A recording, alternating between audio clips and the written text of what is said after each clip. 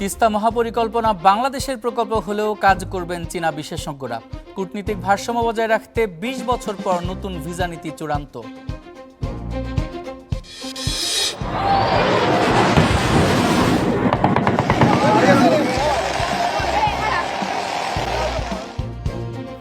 ফের রাখাইনে বিমান হামলা বিস্ফোরণ, কেঁপে উঠল টেকনাফ, আতঙ্কে সীমান্তের বাসিন্দারা, সতর্ক অবস্থানে বিজিবি। যুবলীগ নেতার নেতৃত্বেই আদাবরে বিএনপি নেতা খুন, অভিযোগ আরেক সরকার দলীয় নেতার। ভোলায় কলেজ ছাত্রকে কুপিয়ে হত্যা, প্রতিবাদে সড়ক অবরোধ। শাপলা চত্বর হত্যাযজ্ঞে ইনুর জড়িত থাকার প্রমাণ মিলেছে, দাবি চিফ প্রসিকিউটরের। দিগন্ত ইসলামিক টিভিতে ভাঙচুরকারীরা শনাক্ত। এবার এইচএসসিতে অংশ নেয়নি ৩৬% শিক্ষার্থী, উদ্বেগজনক বলছেন বিশেষজ্ঞরা, গবেষণার পরামর্শ, খতিয়ে দেখবে সরকার। ২ মাস পর এলপিজি সিলিন্ডারের দাম কমালো বিইআরসি। এপ্রিলে ৫৯৯ টাকা বাড়লেও এবার কমল ৩৫৭ টাকা।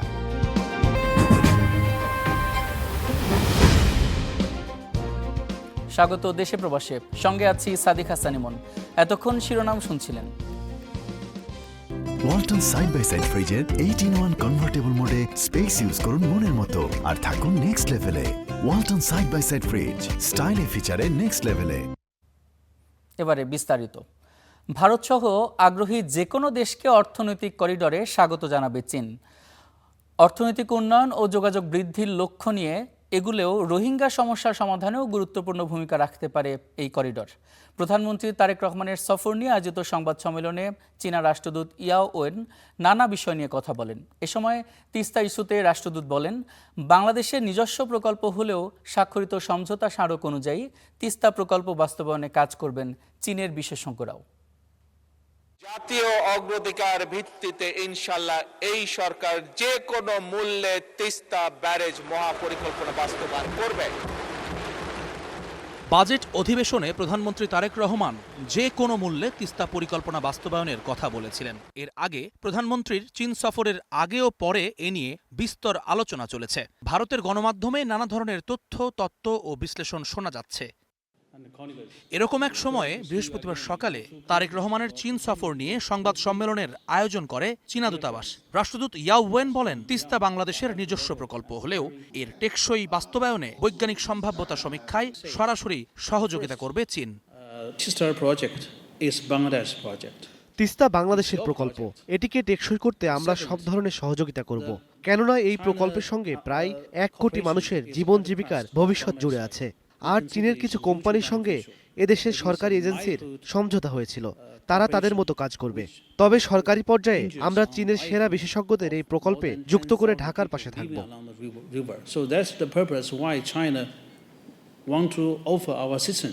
মিয়ানমারের সড়ক ও নৌপথ ব্যবহার করে অর্থনৈতিক করিডরকে আঞ্চলিক সংযোগের নতুন সুযোগ হিসেবে দেখছে চীন। অতীতের বাংলাদেশ, চীন, ভারত, মিয়ানমার বা বিসিআইএম এর করিডর প্রসঙ্গ টেনে ইয়াও বলেন, ভবিষ্যতে ভারতসহ যে কোনো দেশ চাইলে এই করিডরে যুক্ত হতে পারবে।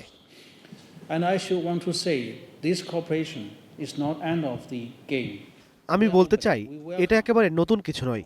এর আগেও বিসিআইএম এর কথা বলা হয়েছিল। এই প্রকল্প নতুন করে আলোর মুখ দেখছে। তবে এটাই শেষ কথা নয়। অন্য দেশ যদি আগ্রহ দেখায়, আমরা স্বাগত জানাবো। তবে আগ্রহটা তাদেরকেই দেখাতে হবে। ভবিষ্যতে রোহিঙ্গা প্রত্যাবাসনেও এই করিডর ভূমিকা রাখতে পারে। সম্ভাব্য 2+2 সংলাপ চালুর বিষয়ে রাষ্ট্রদূত বলেন, সামরিক প্রশিক্ষণ, পারস্পরিক আস্থা ও স্বার্থের ভিত্তিতে সহযোগিতা আরও গভীর করার বিষয়ে আলোচনা হয়েছে। তবে কোনো নির্দিষ্ট প্রতিরক্ষা সরঞ্জাম কেনার বিষয়ে কোনো মন্তব্য করেননি চীনা রাষ্ট্রদূত। জুম্মান সাদিক, জ্যাভলিন, স্টার নিউজ, ঢাকা। কূটনীতিক ভারসাম্য বজায় রাখতে ২০ বছর পর নতুন ভিসা নীতি চূড়ান্ত করেছে নির্বাচিত সরকার। মন্ত্রিপরিষদ বৈঠকে বিষয়টির খসড়া উপস্থাপন করা হয়েছে। বৃহস্পতিবার বিকেলে সচিবালয়ে প্রধানমন্ত্রী তারেক রহমানের সভাপতিত্বে এই বৈঠক অনুষ্ঠিত হয়েছে। মন্ত্রিপরিষদ সচিব জানান, বাংলাদেশের ভিসা নীতি সহজ করতে যাচ্ছে সরকার। বিনিয়োগ, পর্যটন, দক্ষ মানব সম্পদকে গুরুত্ব দিয়ে ভিসা নীতি নিয়ে কাজ চলছে। চূড়ান্ত খসড়ার ওপর অর্থমন্ত্রীর নেতৃত্বে গঠিত কমিটি 1 মাসের মধ্যে মতামত দেবে, যেখানে স্বরাষ্ট্র মন্ত্রণালয় সাচিবিক কার্যক্রম পরিচালনা করবে। এরপরই চূড়ান্ত ভিসা নীতি অনুমোদন দিবে মন্ত্রিসভা।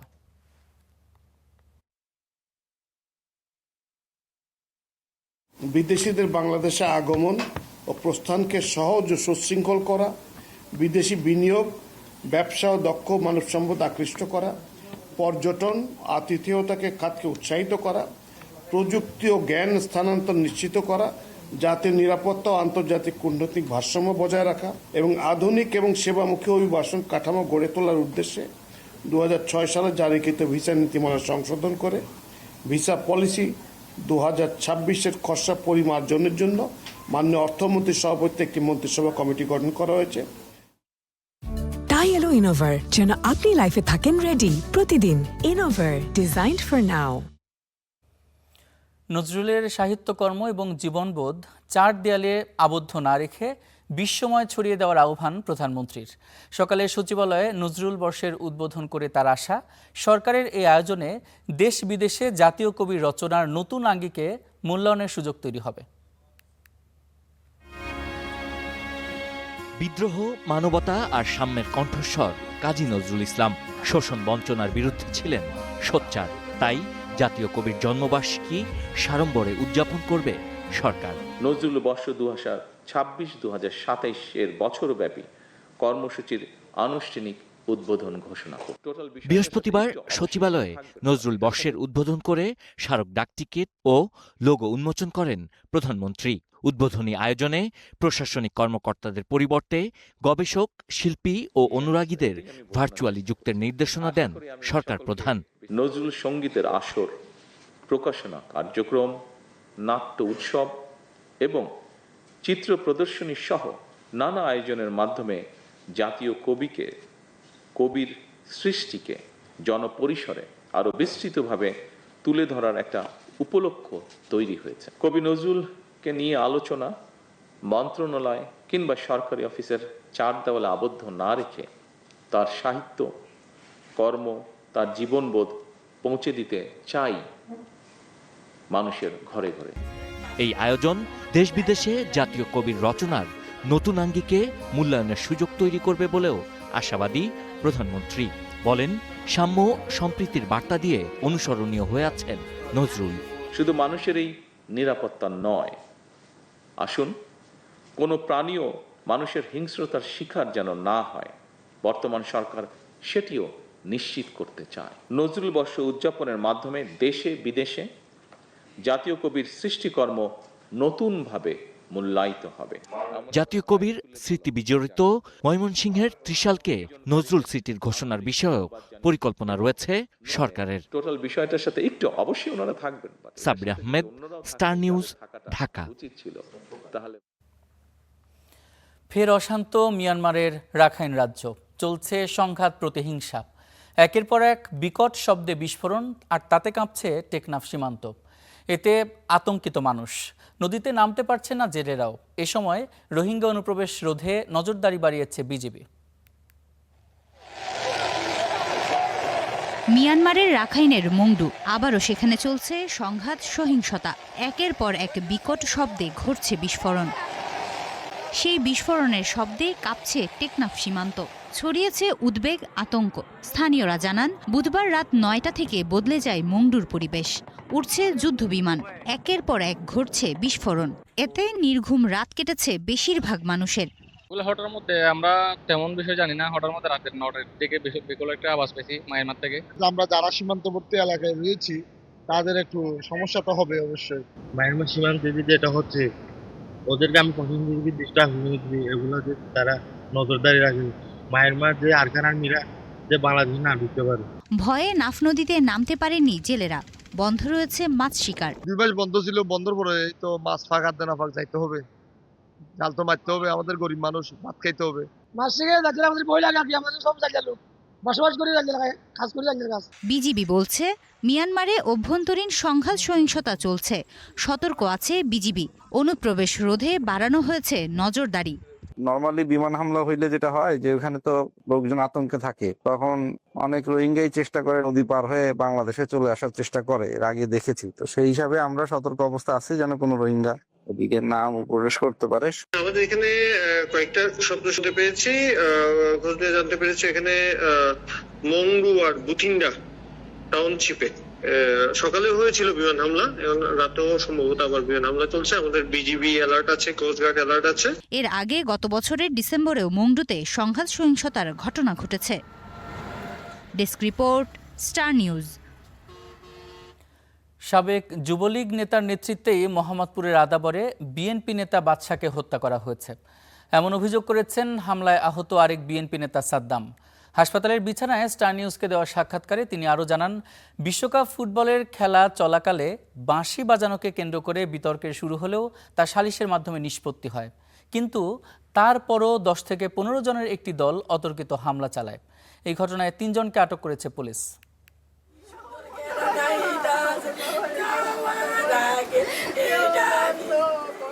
স্বামীর স্মৃতি আঁকড়ে ধরে এই বুকফাটা আর্তনাদ এক স্বামীহারা স্ত্রী স্মৃতি আক্তারের। দীর্ঘ এক যুগের সংসার যেন এক মুহূর্তে তাসের ঘরের মতো ভেঙে দিয়েছে একদল দুর্বৃত্ত। পরিবারের একমাত্র উপার্জনক্ষম ব্যক্তিকে হারিয়ে শোকাহত পরিবারটির এখন একটাই দাবি, খুনিদের দৃষ্টান্তমূলক শাস্তি।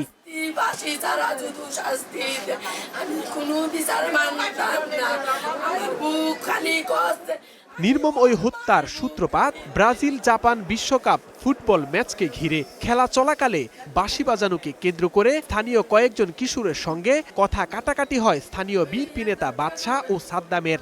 তবে সালিশে বিষয়টি মীমাংসা হলেও পরে 10 থেকে 15 জন অতর্কিত হামলা চালায়। সিসিটিভি ফুটেজে প্রাণ বাঁচাতে আকুতি করতে দেখা যায় বাদশা ও সাদ্দামকে। পরে স্থানীয়রা হাসপাতালে নিলে বাদশাকে মৃত ঘোষণা করেন চিকিৎসকরা।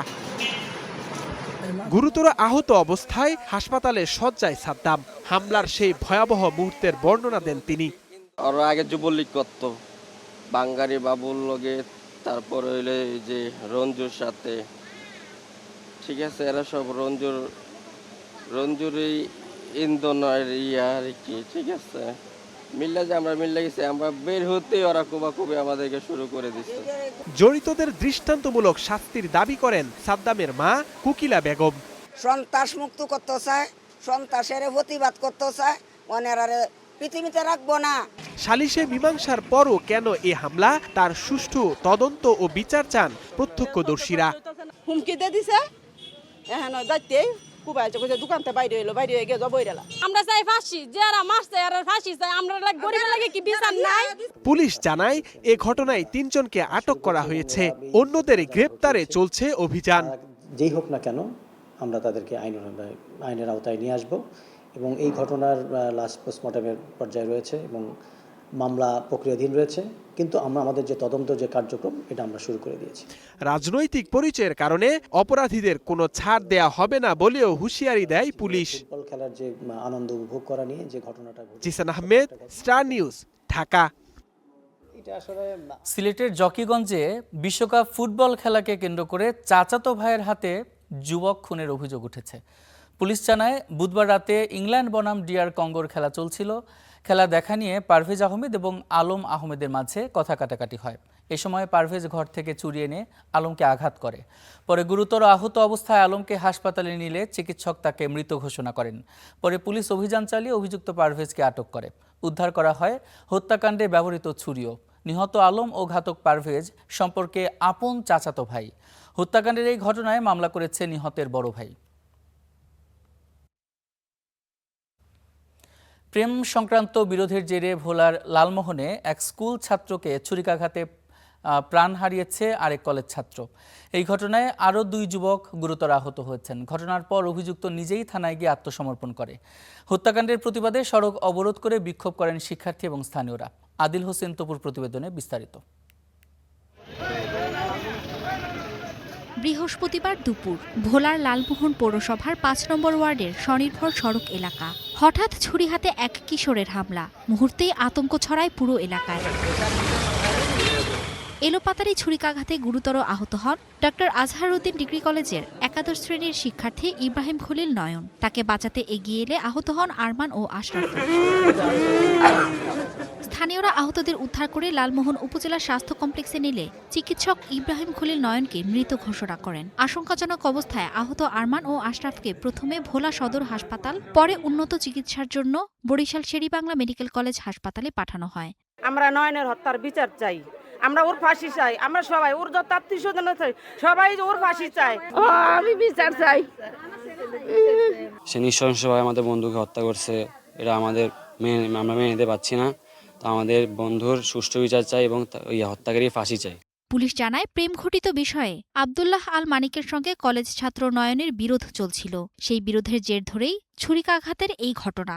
হামলার পর অভিযুক্ত মানিক লালমোহন থানায় গিয়ে আত্মসমর্পণ করেন। যে ছুরি দিয়ে সে নয়ন, আশরাফ এবং আরমানকে আহত করে, সেই ছুরিটা আমরা জব্দ করেছি এবং আনুষঙ্গিক আরও যে কাগজ জিনিসগুলো আছে সেগুলো আমরা জব্দ করেছি। এখন বিষয়টা মূল আসামি আমাদের হেফাজতে আছে এবং আইনানুগ যে প্রক্রিয়াগুলো, মামলা সহ আইনানুগ সকল প্রক্রিয়াধীন অবস্থায় আছে।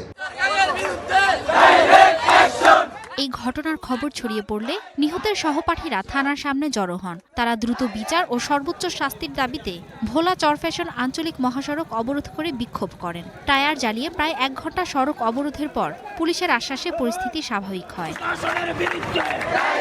Desk report, star news. রংপুরের গঙ্গাচড়ায় ট্রাক মোটরসাইকেল মুখোমুখি সংঘর্ষে বাবা ছেলে নিহত হয়েছেন। এই ঘটনায় গুরুতর আহত হয়েছেন আরও একজন। দুপুরে উপজেলার মন্থনা এলাকায় এই দুর্ঘটনা ঘটে। স্থানীয়রা জানান, মোটরসাইকেলে তুলসীহাটে দাওয়াতে যাচ্ছিলেন বাবা নির্মল চন্দ্র রায়, ছেলে প্রশান্ত ও নাতি বন্ধন। মন্থনা বাজার এলাকায় ট্রাক মোটরসাইকেলের মুখোমুখি সংঘর্ষ হয়। এতে ঘটনাস্থলেই প্রশান্তের মৃত্যু হয়। গুরুতর আহত অবস্থায় নির্মল ও বন্ধনকে রংপুর মেডিকেলে নিলে চিকিৎসক নির্মলকেও মৃত ঘোষণা করেন। বর্তমানে গুরুতর আহত বন্ধন হাসপাতালে চিকিৎসাধীন রয়েছে। এই দুর্ঘটনায় ঘাতক ট্রাকটি জব্দ করা হয়েছে, চালক পলাতক রয়েছে। ঢাকা মাওয়া এক্সপ্রেসওয়ের মুন্সিগঞ্জের শ্রীনগরে রেললাইনের পাশ থেকে মধ্যবয়সী অজ্ঞাত নারীর মরদেহ উদ্ধার করেছে পুলিশ। বৃহস্পতিবার রাত 10টার দিকে ছনবাড়ি এলাকায় আল মদিনা মসজিদের পাশে মরদেহটি পাওয়া যায়। ফায়ার সার্ভিসের প্রাথমিক ধারণা, রেললাইনের পাশ দিয়ে হাঁটার সময় অসাবধানতাবশত চলন্ত ট্রেনের সঙ্গে ধাক্কা লেগে এই নারীর মৃত্যু হয়েছে। তবে প্রকৃত কারণ জানতে মরদেহ ময়নাতদন্তের জন্য হস্তান্তর করা হয়েছে হাইওয়ে পুলিশের কাছে।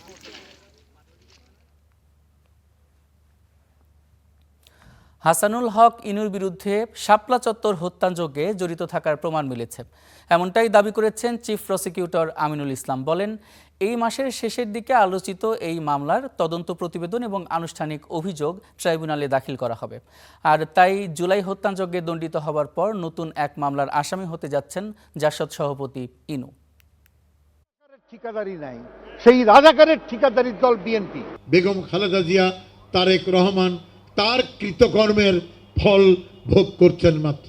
আওয়ামী লীগ নেতৃত্বাধীন 14 দলীয় জোটের অন্যতম প্রভাবশালী নেতা ছিলেন জাসদ সভাপতি হাসানুল হক ইনু। 2013 সাল থেকে 2018 সাল পর্যন্ত ছিলেন তথ্যমন্ত্রীর দায়িত্বে। 2013 সালের 5 মে আওয়ামী সরকারের নির্দেশনায় পরিচালিত হয় বর্বরচিত শাপলা চত্বর হত্যাযজ্ঞ।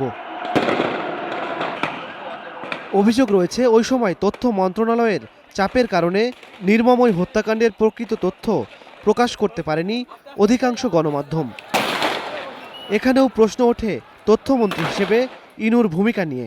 মামুনুল হক এবং বাবুনগরীকে কেন প্রধান উস্কানিদাতা হিসাবে এই রাষ্ট্রের বিরুদ্ধে যুদ্ধ ঘোষণার জন্য গ্রেপ্তার করা হচ্ছে না? আসামি হাসানুল হক ইনু 10 বছরের সশ্রম কারাদণ্ড। তবে 24-এর 5 আগস্টের পর বদলে যায় প্রেক্ষাপট। জুলাই হত্যাযজ্ঞের মামলায় আসামি করা হয় হাসানুল হক ইনুকে, যার রায়ও হয়ে গেল 30 জুন। সাজা হয় 10 বছরের সশ্রম কারাদণ্ড। তবে এখানেই শেষ নয়। চিফ প্রসিকিউটর জানান, 2013 সালের শাপলা চত্বর হত্যাযজ্ঞের মামলায় সম্পৃক্ততা রয়েছে হাসানুল হক ইনুর, এবং সেখানেও কিন্তু তার বিরুদ্ধে তদন্ত চলছে। সেই জায়গার মধ্যে আবার দেখবেন যে জয়েন্ট লায়াবিলিটির মধ্যে তিনি হয়তো ওখানে চলে আসবেন, এবং সেই বিষয়ে তার বিরুদ্ধে ইতিমধ্যে সাক্ষ্য প্রমাণ আছে। চিফ প্রসিকিউটর আরও জানান, তথ্যমন্ত্রী হিসেবে ক্ষমতা প্রয়োগ করে সংবাদ মাধ্যমে সম্প্রচার বন্ধ করে হেফাজত সমাবেশের হত্যাকাণ্ড আড়াল করার চেষ্টা করেন ইনু। ওই রাতে 2টা টেলিভিশন চ্যানেলের সমস্ত মেশিনারি, সমস্ত অফিস তছনছ করে উনি ভাঙচুর করেছিল তার দুষ্কৃতিকারীরা, এবং যারা ভাঙচুর করেছিল তাদেরও আমরা চিহ্নিত করেছি। এর আগে একই মামলায় আসামি করা হয় সাংবাদিক মোজাম্মেল বাবু ও ফারজানা রূপাকে।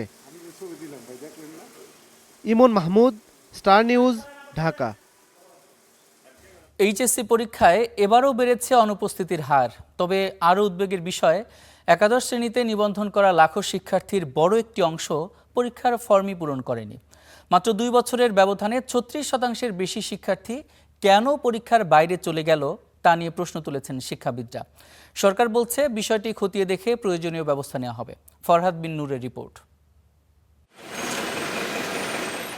প্রতিবছর এসএসসি ও এইচএসসির মতো পাবলিক পরীক্ষায় উল্লেখযোগ্য সংখ্যক শিক্ষার্থী নিবন্ধন করেও শেষ পর্যন্ত পরীক্ষায় অংশ নিচ্ছেন না। তবে এবার সেই সংখ্যা আগের যে কোনো সময়ের তুলনায় বেশি। গত বছর এইচএসসি ও সমমানের পরীক্ষায় ফর্ম পূরণ করেনি 29% বেশি, আর মাত্র 1 বছরের ব্যবধানে তা বেড়ে দাঁড়িয়েছে 36%-এরও বেশি। 9টি সাধারণ শিক্ষা বোর্ডের আওতায় 2024-25 শিক্ষাবর্ষে একাদশ শ্রেণীতে নিবন্ধন করেছিল 11,84,000 শিক্ষার্থী, কিন্তু 2 বছর পর এইচএসসি পরীক্ষার ফর্ম পূরণ করেছে মাত্র 7,94,000। মাদ্রাসা শিক্ষা বোর্ডেও একই চিত্র। আলিম প্রথম বর্ষে প্রায় 1,40,000 শিক্ষার্থী নিবন্ধন করে, এর মধ্যে পরীক্ষার ফর্মই পূরণ করেনি 61,000-এর বেশি শিক্ষার্থী। সবচেয়ে উদ্বেগজনক অবস্থা কারিগরি শিক্ষা বোর্ডে। এবছর নিয়মিত শিক্ষার্থীদের মধ্যে 54%-এর বেশি পরীক্ষার জন্য ফর্ম পূরণ করেনি। মাত্র 2 বছরের ব্যবধানে পরীক্ষার বাইরে থাকা শিক্ষার্থীর সংখ্যা এভাবে বেড়ে যাওয়াকে অস্বাভাবিক বলছেন শিক্ষাবিদরা। এটি যদি চলতে থাকে তাহলে হয়তো দেখা যাবে 1-2 বছরের মধ্যে আমাদের অর্ধেক শিক্ষার্থী আর পরীক্ষায় অংশ নেবে না। এজন্য আমাদের এখনই সংশ্লিষ্ট মহলকে উদ্যোগ নেওয়া উচিত। এর জন্য প্রথমে যে উদ্যোগটি নিতে হবে সেটা হচ্ছে একটি জাতীয় পর্যায়ে গবেষণা করতে হবে, কেন এটি ঘটছে সেটিকে বের করে দেখতে হবে, এবং সেই যে গবেষণার মাধ্যমে যে তথ্যপত্র আমরা পাবো, যে ফাইন্ডিংস পাবো, তার ভিত্তিতে আমাদেরকে অ্যাকশন নিতে হবে। শিক্ষামন্ত্রী ডক্টর আনম এহসানুল হক মিলন জানিয়েছেন, এত বিপুল সংখ্যক শিক্ষার্থী কেন পরীক্ষার বাইরে থাকছে তা খতিয়ে দেখা হবে। এরা কিন্তু ওই ফর্ম ফিল-আপই করতে আসেনি, এবার এই জায়গাটাই অ্যাড্রেস করতে হবে আমাদের।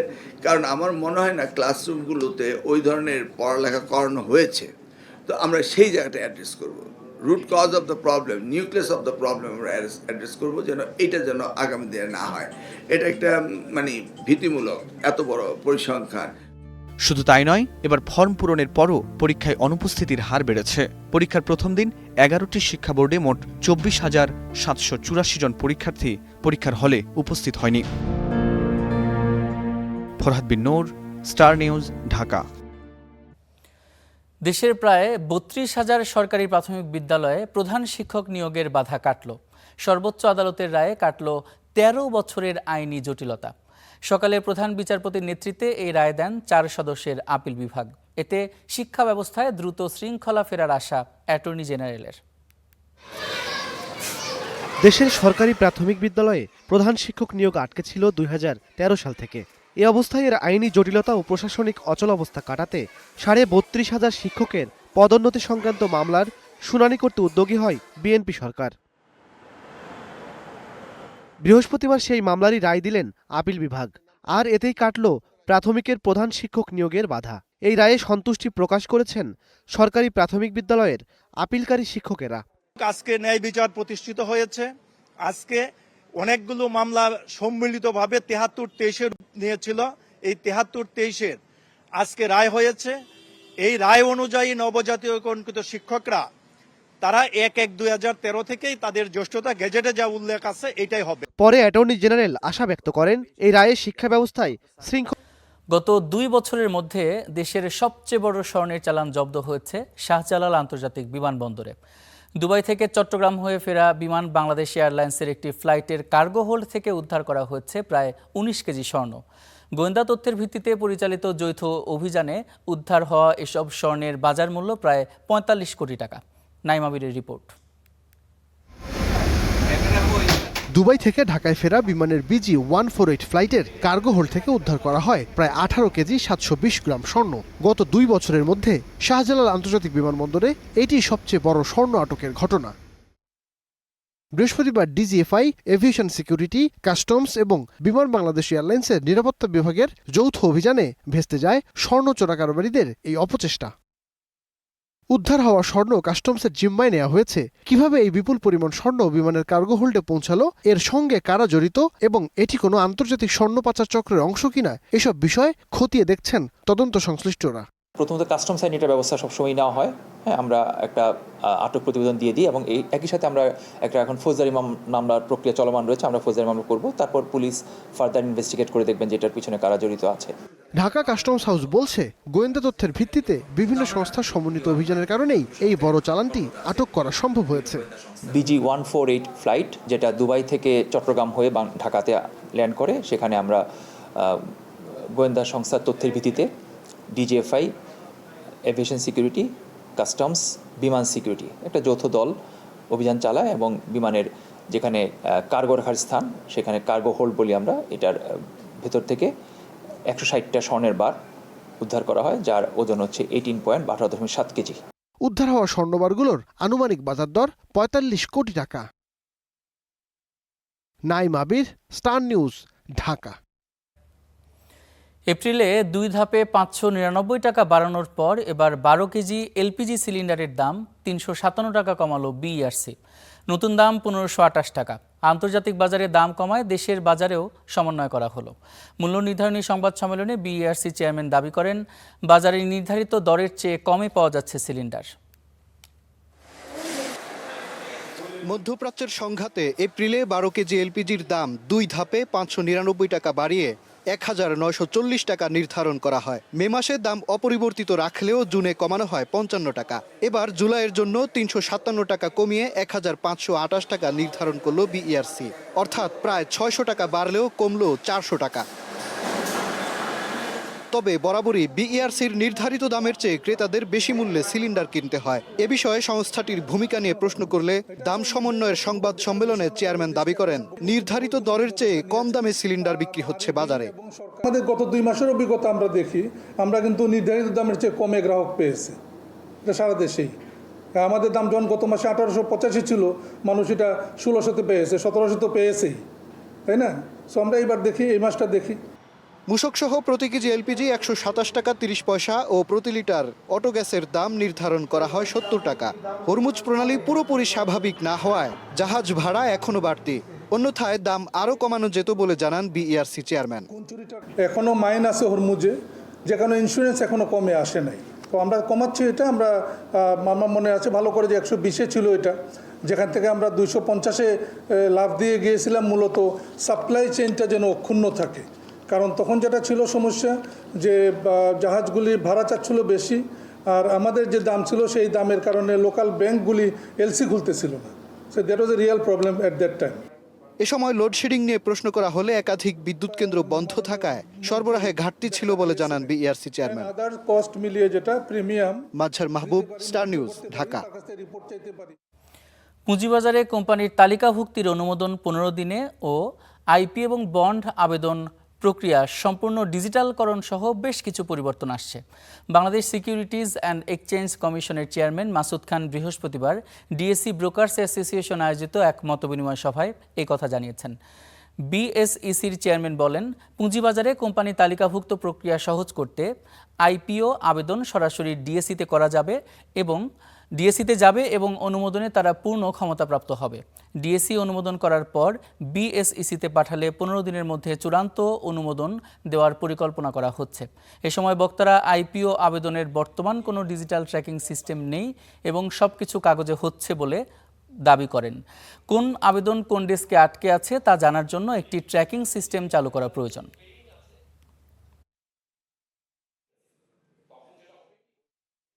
ভালো ভালো company including MNC also, they made the mistake of investing in some banks, যেখানে তারা গিয়ে ধরা খেয়ে গেছে। কিন্তু আপনার নামটা বলতে পারবো না, এটা কিন্তু চেঞ্জ হতে যাচ্ছে। কিন্তু আমরা কিন্তু অলরেডি এটা কগনিসেন্স নিয়েছি কিন্তু, এবং ভবিষ্যতে আমরা কিন্তু এটা ট্র্যাক করব কিন্তু। Because the idea is that ultimately we have to encourage these funds to come to the market in a small way. If the market picks up, এরা যেন আস্তে আস্তে আপনার আসে। গ্রাহকদের দোরগোড়ায় মানসম্মত আধুনিক আসবাবপত্র পৌঁছে দিতে রাজধানীর যাত্রাবাড়িতে উদ্বোধন করা হলো পার্টেক্স ফার্নিচারের নতুন শোরুম।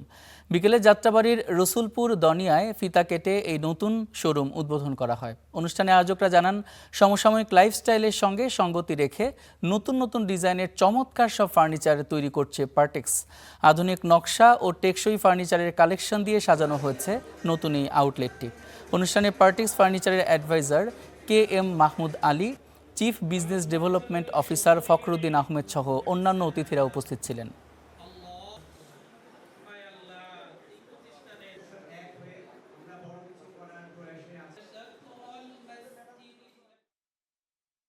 পার্টেক্স ফার্নিচার সকল শ্রেণীর কাস্টমারদের জন্য তাদের প্রোডাক্টগুলোকে ডেভেলপ করেছে।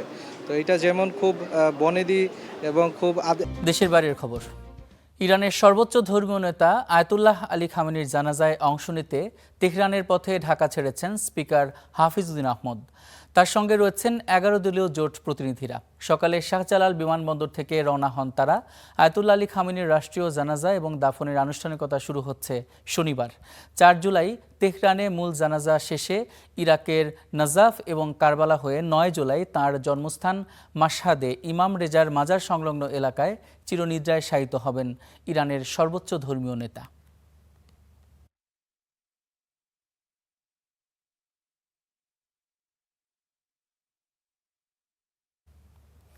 এদিকে স্মরণকালের সবচেয়ে বড় আয়োজনের মধ্য দিয়ে ইরানের সর্বোচ্চ নেতা আয়াতুল্লাহ আলী খামেনির জানাজা এবং দাফন সম্পন্ন করতে প্রস্তুত তেহরান। ইরাক এবং ইরানে কোটি মানুষের জমায়েতের প্রস্তুতি নিচ্ছে দেশটি।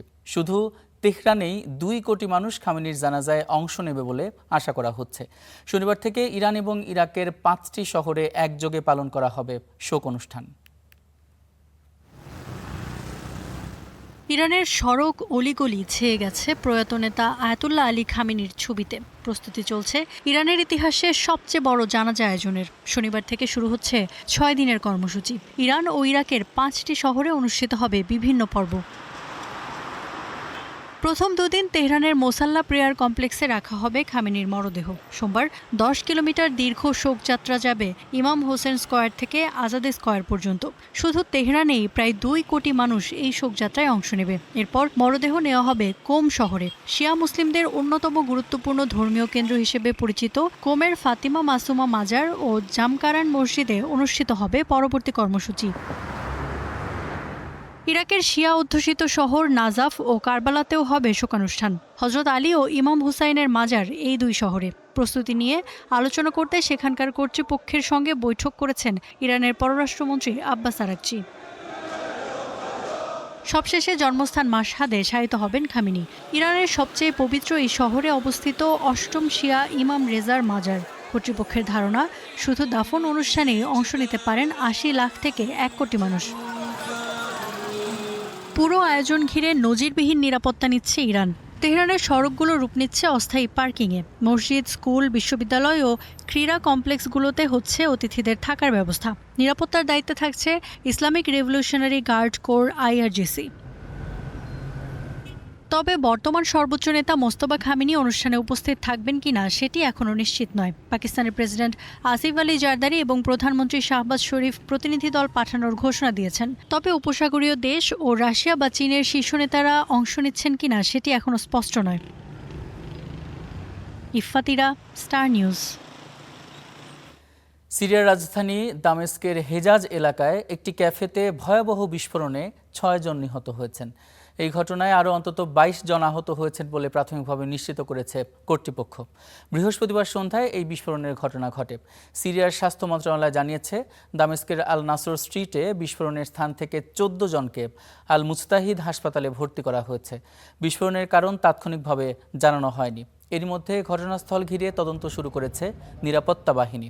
এখন এই ছিল দেশে প্রবাসে। এতক্ষণ সাথে থাকার জন্য অসংখ্য ধন্যবাদ।